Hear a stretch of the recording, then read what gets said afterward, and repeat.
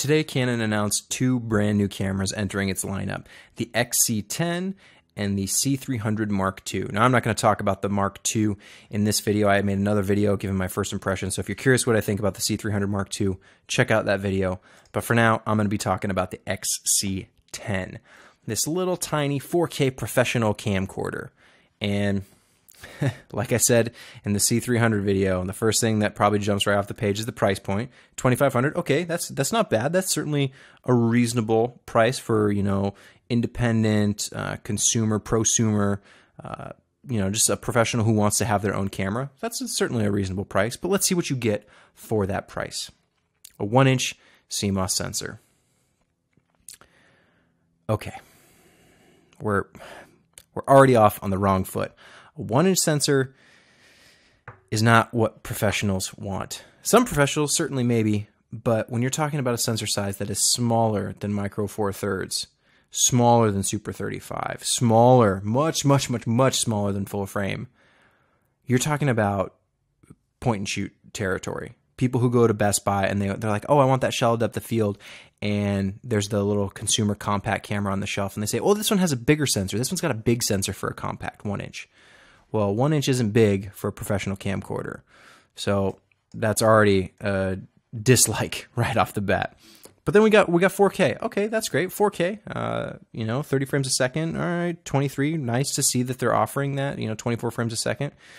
H.264 recording. All right, that's great. You can do high bitrate recording at 4K. Sounds good. If you're going to offer 4K, let's do high bitrate. Why not? SD cards. Hey, another thing I really like, SD cards, cheap, universal format. I don't like the proprietary formats that Sony and Panasonic tend to do with their higher end cameras. And it's also got CFast card slots. Okay, great. CFast, newer technology, but again, hopefully not a proprietary format that Canon has made their own version of, that it's just kind of a universal thing, so you can buy the cards and use them across other cameras. Great, good. HDMI output supports 4K monitoring. Awesome. So you can use it with an Atomos Shogun or other external 4K recorder. That's always nice. It's got a fixed, not a fixed, but a lens that's built into the camera. It's fixed. It's attached. You can't swap it out.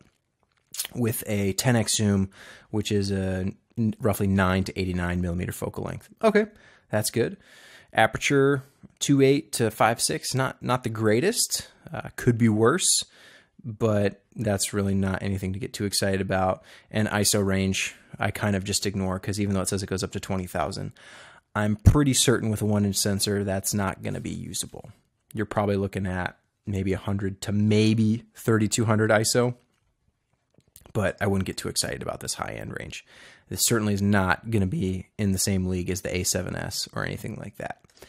And it's got an ergonomic tilting hand grip, which that actually sounds pretty cool and pretty unique. And that there's not, to my knowledge, no other camera in this class at this size is offering a tilting hand grip, which the more options, the better. If you can make the hand grip tilt, if you can make the LCD tilt, if you can make the lens tilt, all those options are great, because it's going to give you flexibility as the user.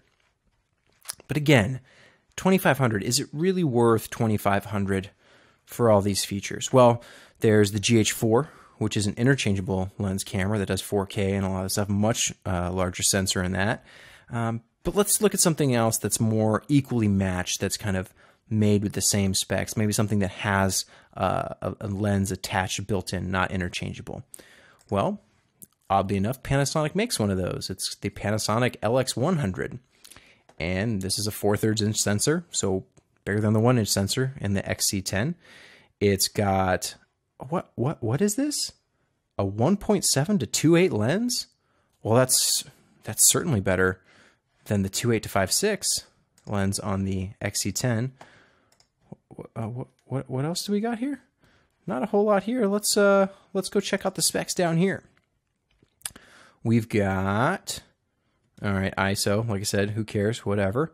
And where is it? Oh, what is that? Is that 4K? Is that 4K? For how much does this camera cost? $800. That's a pretty drastic difference from the $2,500 Canon's trying to sell you. What else does Panasonic have? Oh, they got the FZ1000. That's a 20 megapixel sensor. This is a 1-inch, so the exact same size as the XC10. 4K recording up to 30 frames a second. It's got a 2.8 to 4 lens, so almost identical with what the XC10 offers. And oh, look at that. Everything else. We've got image stabilization, which the XC10 also has. I should have mentioned it has image stabilization. But yeah, again, pretty much the exact same features for, what is that? $800.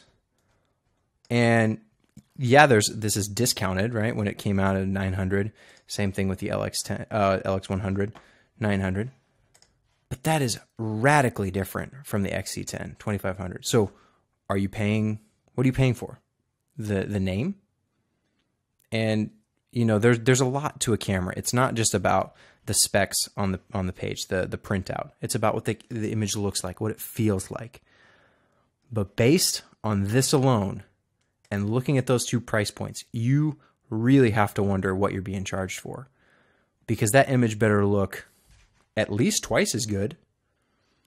But here's the thing. Cameras nowadays, the technology is getting so good and so cheap that all these cameras at these low price points have something to offer. There are a lot of people who shoot with the LX100 and are happy with it as like a B cam next to their GH4. And even a GH4 isn't 2500. That's like A7S territory, and that's a full frame camera. Granted, it doesn't do 4K internally, does it via HDMI, but still. So you've just got to be paying for the name brand at this point. We'll see, you know, maybe the images from this camera will blow you away, but I doubt it. I think Canon is just, they're happy with where they're at and the people who are buying their products. So, you know, maybe you're one of those people. Maybe you love Canon and you think this looks great and you're super excited, but I would challenge you, like, look at some of the other stuff on the market. Look at some of the competition from Panasonic. Sony has cameras just like this. Same price points, very similar, same specs, very similar price point. And, you know, from Canon, who introduced the 5D Mark II and basically revolutionized the industry that we're all currently in right now, I would expect more. Except, you know what, recently in the past couple of years, I really wouldn't expect more. This is par for the course. This is exactly what I expect from Canon, and it's just a little disappointing because I want to like Canon. I like their glass. I like their cameras. But if you're not going to make it at an attractive price point, something that looks reasonable for other cameras in its class, why would you pick this? What is it offering that the other stuff isn't? Why would you pay more for essentially the same thing?